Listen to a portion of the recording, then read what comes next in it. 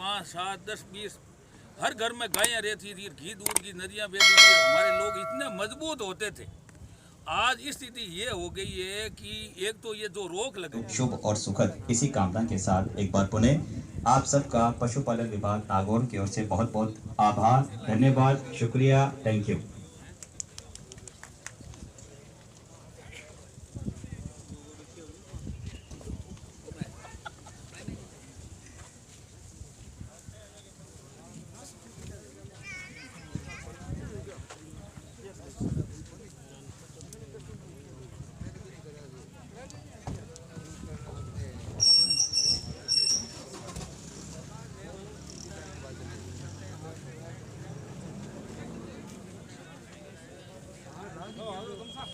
किसान बैठा बान पूछा जना बे क्या था कि नागौर रे पशु मेले लार बारे आरती पुस्तक की चलती कद मेड़ो आवे कद धन बेचने जावा और कद बारा खर्चा चले। बहुत सुंदर जानकारी में आज हिमताराम जी नागौर मेले रो महत्व बताओ नहीं आपने। नागौर मेले का महत्व तो इसलिए हमने तो क्या है कि 70 साल में देखा है, बहुत बड़ा महत्व था। और हमारे क्या है कि पहले ही लोग बड़ी खुशी करते थे महसूस के भाई मेला आने वाला है। 1 महीना 2 महीना पहले 6 महीना पहले बैलों को तैयार करते थे।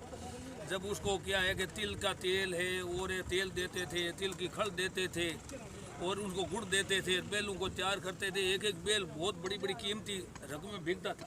और हमारे जो पशुओं के लिए यार घी दूध की नदियाँ बहती थी। हर घर में 20, 30, 5, 7, 10, 20 हर घर में गायें रहती थी, घी दूध की नदियाँ बहती थी। हमारे लोग इतने मजबूत होते थे। आज स्थिति ये हो गई है कि एक तो ये जो रोक लगाई पिछले 15 सालों से रोक है।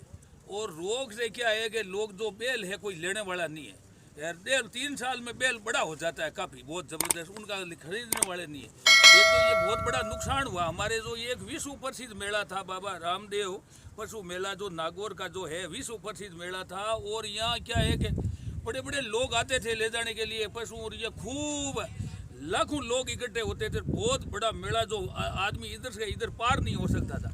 आज स्थिति ये हो गई है कि मेले की जो स्थिति खराब हो गई, बड़ी भयंकर खराब हो गई। और सरकार को चाहिए कि ये जो रोक हटाए और इसकी रोक की खुली पैरवी करे। अब जब तक रोक नहीं हटेगी तो पशुओं को कौन पालेगा, कौन करेगा, पशुओं से करे क्या। और किसान के तो वही आय थी तो पशुपालन और ये जो पेड़ पौधे खेजड़ी के, एक तो खेजड़ी किसान की जीवन साथी थी, एक पशु जीवन साथी था। आज ये स्थिति बड़ी गड़बड़ा गई है और किसान जो राज के भरोसे हो गया।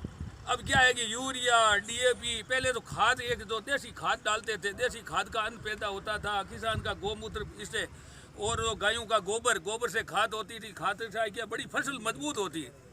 आज स्थिति इतनी हो गई है कि किसान तो हो गया बिल्कुल ये यूरिया, डीएपी और कीटनाशक के भरोसे।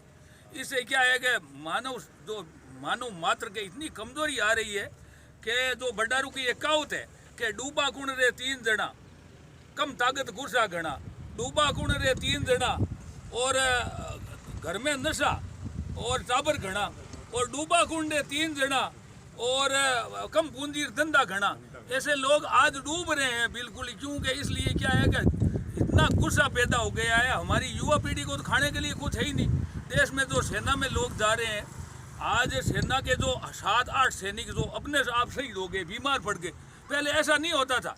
वैसे तो सन 71 की लड़ाई में जब क्या है कि हमारे इतने साधन भी नहीं होते, बम्बर और वगैरह ये कुछ नहीं होते थे, तो ये वो चीन से लड़ाई की, चीन को भगा दिया। पाकिस्तान से लड़ाई की, पाकिस्तान को भगा दिया। आज तो हमारे जो सैनिक है वो भी कमज़ोर हो रहे हैं। आने वाले समय में मेरे को ये चिंता हो रही है इनकी रक्षा कौन करेगा। स्थिति बड़ी गंभीर हो रही है बिल्कुल। क्योंकि ये तो सरकार को चेतना होगा। हर घर में जैसे ये माँ नरेगा योजना चल रही है, मैं बताऊं आपको, हर घर में गाय से जोड़ दो और एक गाय को जो देता उसकी हाजिरी मान दो और उसको 150-200 रुपये दो, अपने आप पशु पालेगा हर घर में। तो ये जो जितने भी पेड़ पौधे हैं खेजड़ी के, राज्यवर्ग खेजड़ी के जितने भी खेत में है उनका मुआवजा दो। और यार दूसरे मैं ये दे दूंगा और ये दे दूंगा और ये कर दूंगा और ये कर दूंगा, ऐसे लोभ लालच से काम नहीं चलेगा। किसान को तो मजबूत करने के लिए और किसान को सहयोग करने के लिए तो आप जितने भी पशु है और पशुपालन है तो पशु के लिए आप माँ नरेगा योजना से जोड़ दो और पशु जो घर में पालता है उनको मुआवजा दो, ताकि हमारे जवान मजबूत होंगे, हमारे बच्चे मजबूत होंगे। और इन बच्चों को क्या है कि बहुत मजबूती मिलेगी। और हमारे तो आज से 40-70 साल पहले घी दूध की नदियाँ बहती थी। और मैंने तो मेरी पढ़ाई थी छठी पढ़ा, जो पिताजी ने कहा ये 40 गायें कौन चरेगा, तो मैंने तो इस पढ़ाई छोड़ दी। परंतु एक चीज़ है, तो ये जो बेजुबान जीव है, पशु है, पक्षी है, जीव है, जानवर है, पेड़ हैं, पौधे हैं, इनकी अपन ने रक्षा नहीं की और प्रकृति के नज़दीक नहीं आई तो काम नहीं चलेगा बिल्कुल, चाहे जो कुछ हो। ये आने वाले समय में बहुत बड़ी खतरे की स्थिति बन सकती है। बहुत सुंदर बात कह रहे हैं हिमताराम जी। और आपने कहा, मैं एक बात, हमारे जो बैल पालते थे लोग, जो बैलों की 25-30 हज़ार की जोड़ियाँ बिकती थी। फिर इतने जो पशुओं की सेवा करते थे लोग, इतनी पशुओं को रखते थे, उसके गोबर और गोमूत्र कई तरह की चीज़ें होती थी।